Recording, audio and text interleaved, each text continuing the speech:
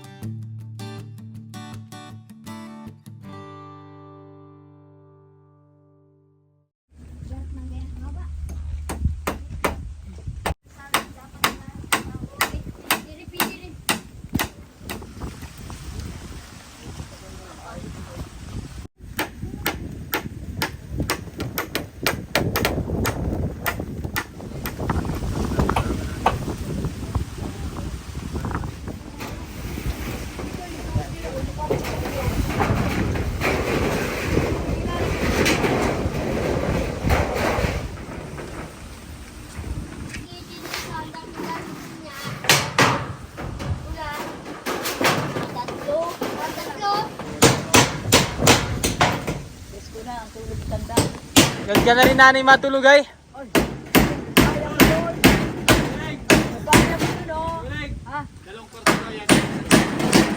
Ha? Siping na lang daw, siping. Dito ka na lang daw sa bagong bahay. Kapag din ako dyan, oh. Sulok na yun. Oo. Doon, sa likod din Alvin. Pag ako'y tanda na nahirapan ako lumakas sa Pilapil, ay dito ako. Doon ako kasi para nakikita ka ni Kuya Alvin, ano po? Mas malapit. Sabi nga ni Alvin ay bago kayo magaling, pag magabahay, pagpasanin pa rin niyo ako, makalakad. Ito na kusina niya. Kusina. Di ni nanay. Di ni ang kusina. Ito, pinagarehan to. Ito lang. Parang ano lang po, lutuan. Tapos, kaya ng mga pinggan. Ayun. Tapos ito, ano na, sala.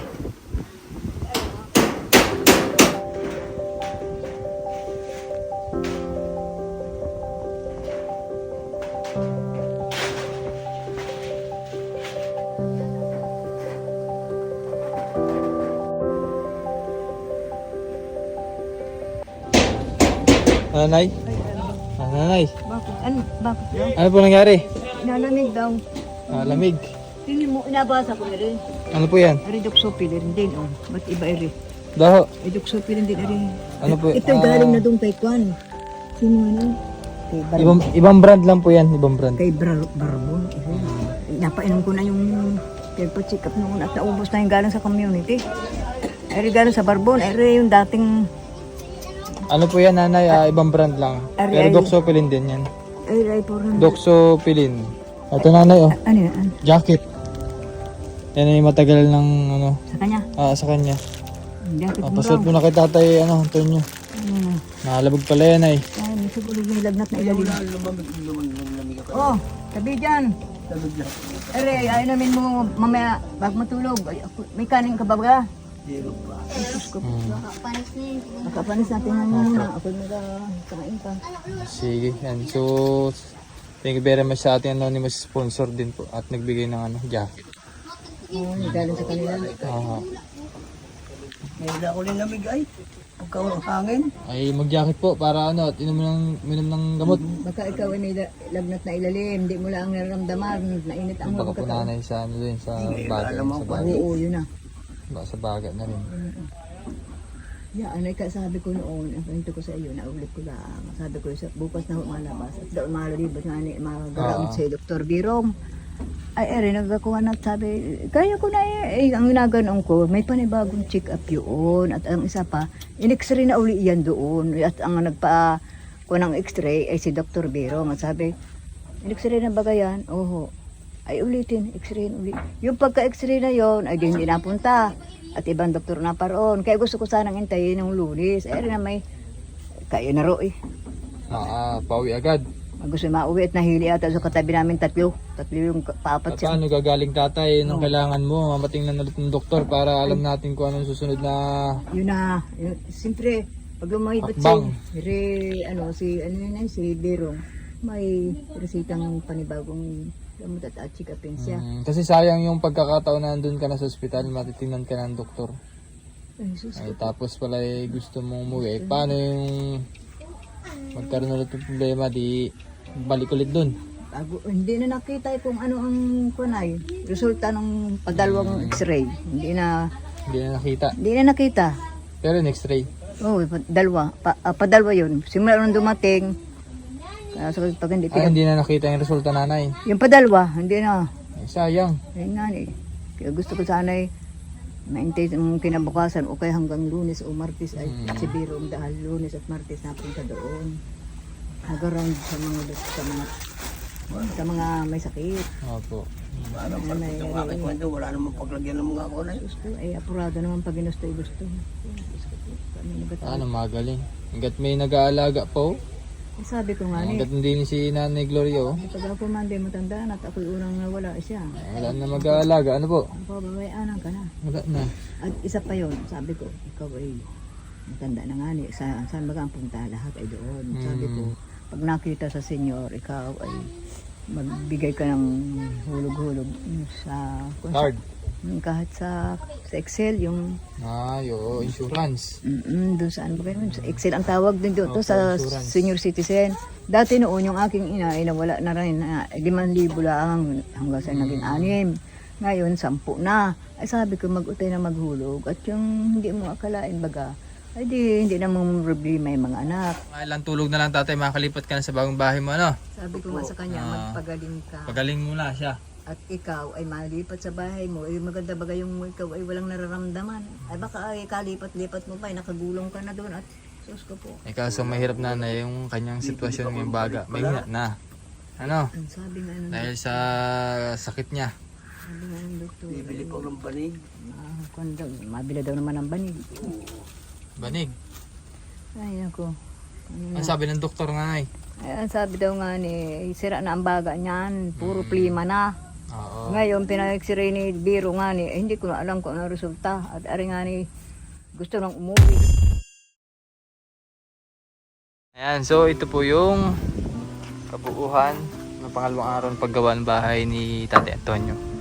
So tapos na yung paglalagay ng yero. So bukas naman ay yung paglalagay ng sungkab din sa kabila. Para ano na. Tapos ito ang gagawin naman dito mga bayan ay ilalagay ng ano, kawayan. Yung pinakasahig sa kabila naman ay plywood na medya. Medyo maganda-ganda at nataas itong bahay ni Tate Antonio. Malaki pati, no? Yan. Yan, oh, tapos na. So, ganda yung style nito eh. Pang ano talaga, pang mag-asawa o pang mag-isang tao. Pwede rin pang pamilya. Yan. Ganda. Yung panonood at hanggang dito na lang muna update natin mga bayan sa paggawa ng bahay ni Tate Antonio. Thank you very much po sa inyong panonood. Bye bye po. Bye bye.